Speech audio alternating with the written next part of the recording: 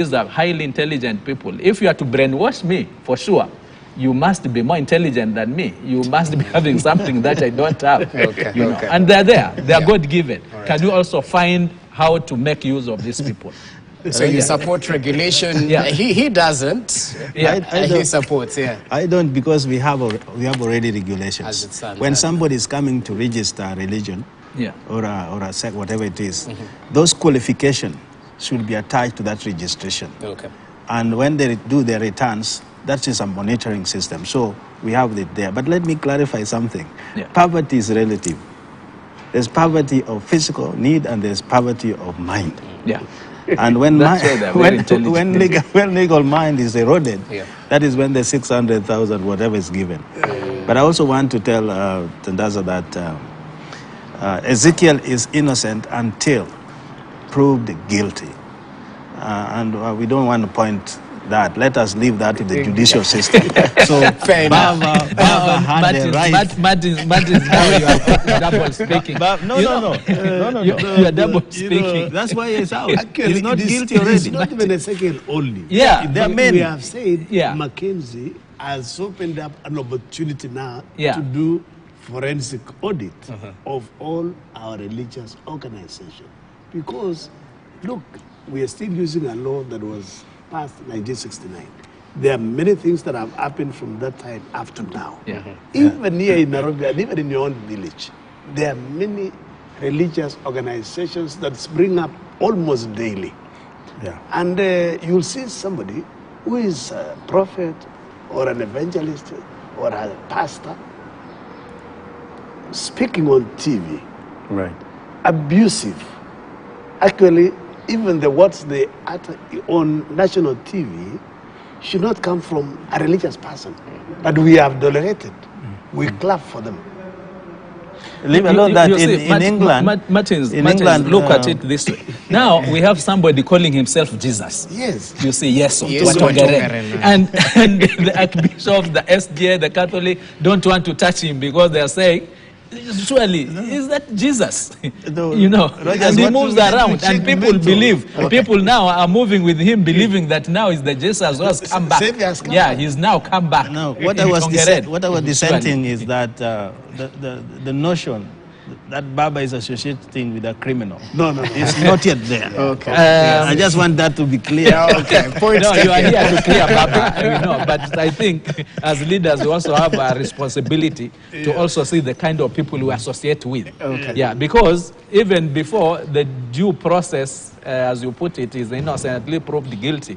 But when a leader goes and says something to support him, then of course that leader has a following. It's already prosecuted in the public domain that now we should look at him that he's innocent. But we shouldn't be You see. throwing stones as Kenya Kwanza. We well know the, you know, if we pick on association with that particular Everybody would leader, have had it'll open a can of worms. Just let me is say money. something which was Yeah, very money. obvious. That's what I'm I saying. wanted to say before you say, the issue is, Yeah, the problem that we have yeah, is some of our religious leaders, because they run the organizations as personal, they have amassed a lot of wealth. yeah. Okay. And because of the wealth, now many of us leaders are associated with this particular person for some benefit and also some influence. Because of the following they have, I want to be associated with this person. As well. They'll speak well about me, I'll get votes.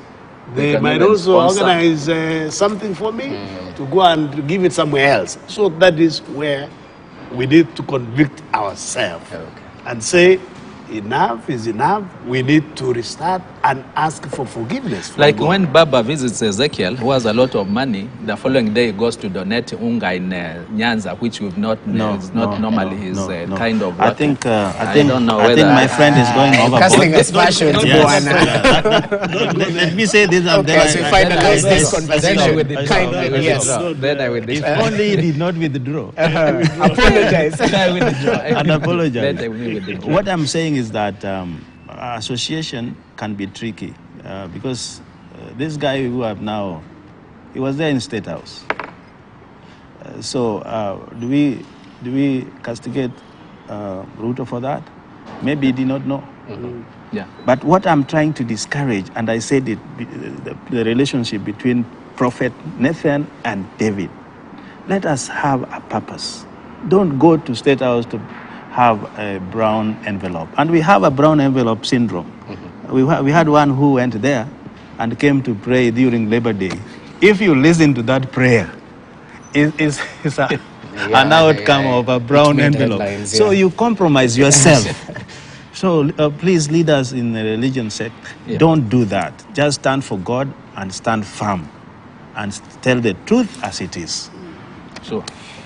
Okay, gentlemen, it's an emotive subject, but let's cross over to something even more emotive, the Finance Bill 2023. And he mentioned as leaders, you have that certain responsibility.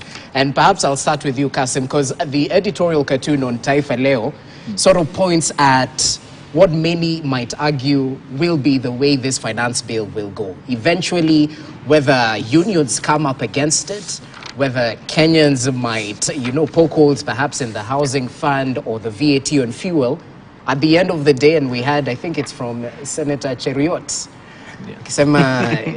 there's a possibility it might pass as is. So if we can have that editorial cartoon just to paint a context for us right now, it definitely shows how that mswada ushapitishwa, Wakenya wasipende wapende, So when it comes to the finance bill and the numbers game, starting from the political lens, what is the stand of Kenya Kwanza? Is this passing as is, or you're open to alterations here and there in favor of the hustlers?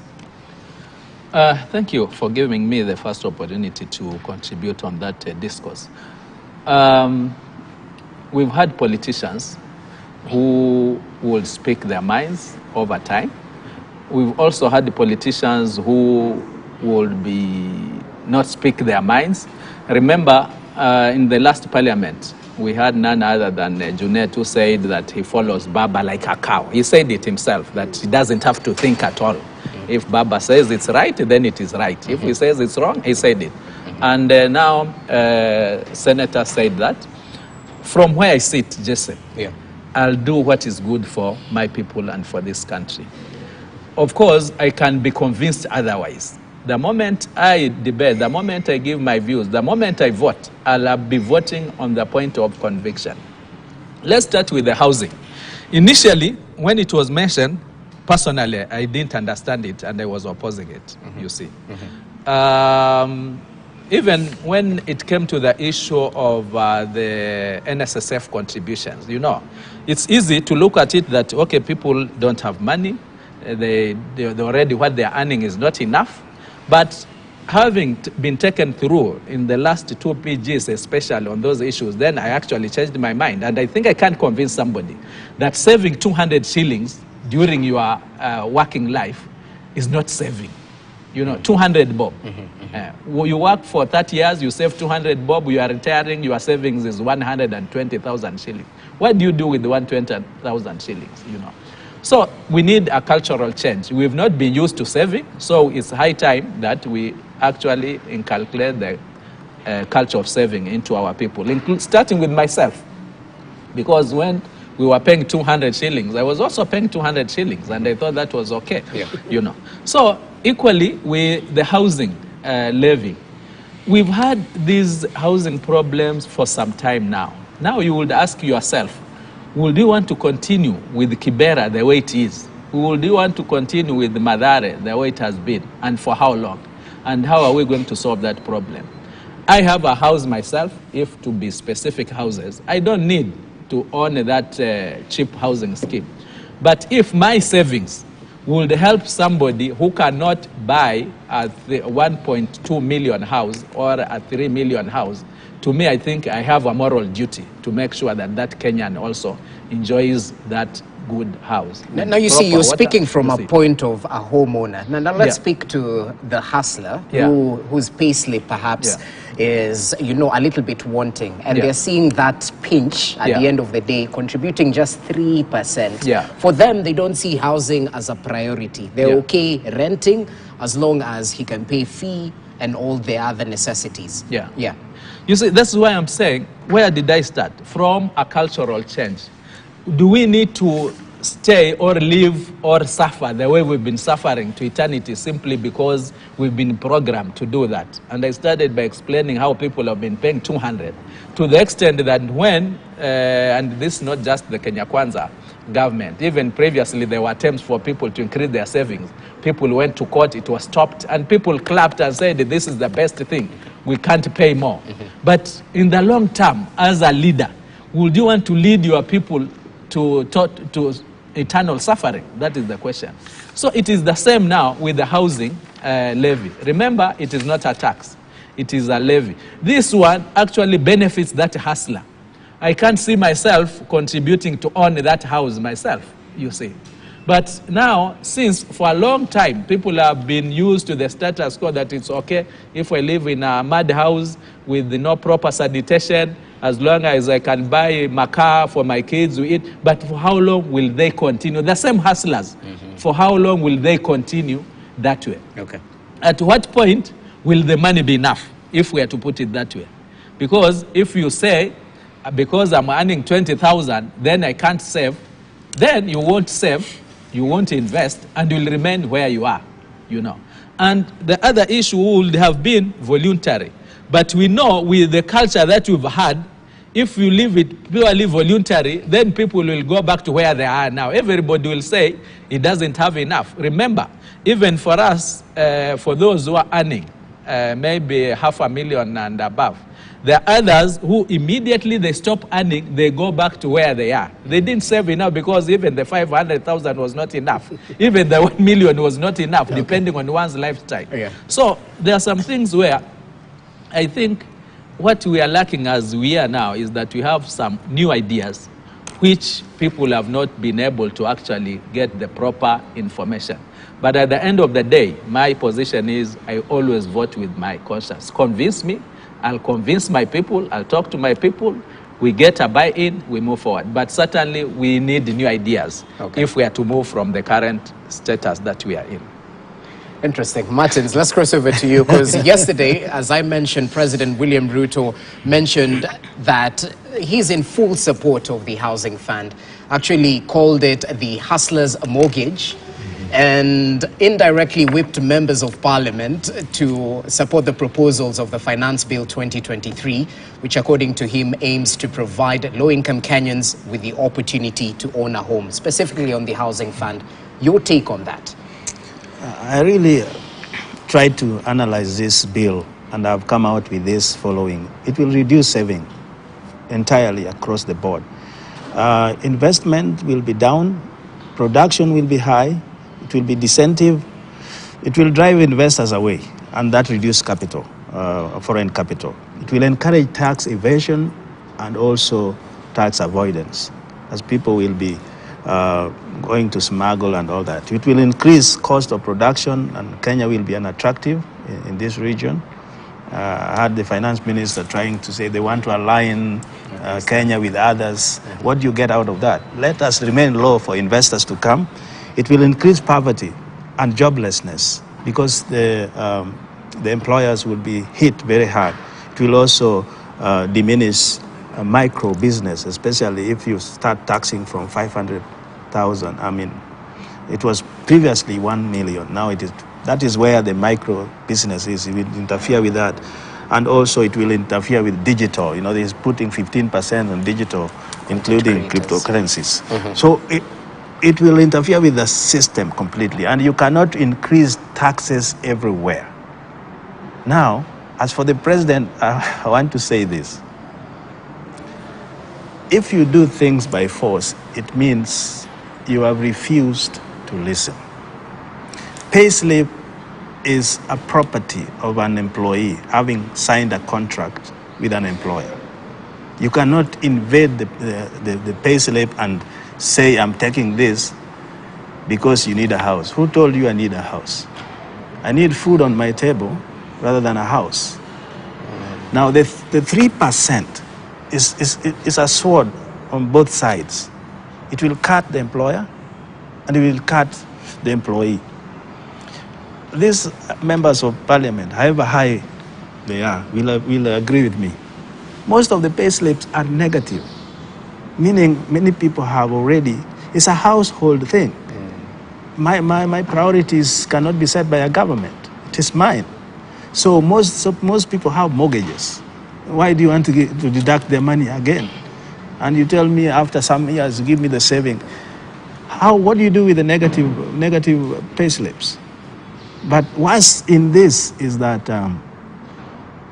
anything you do in this country, including us parliamentarians, it has to go through public participation.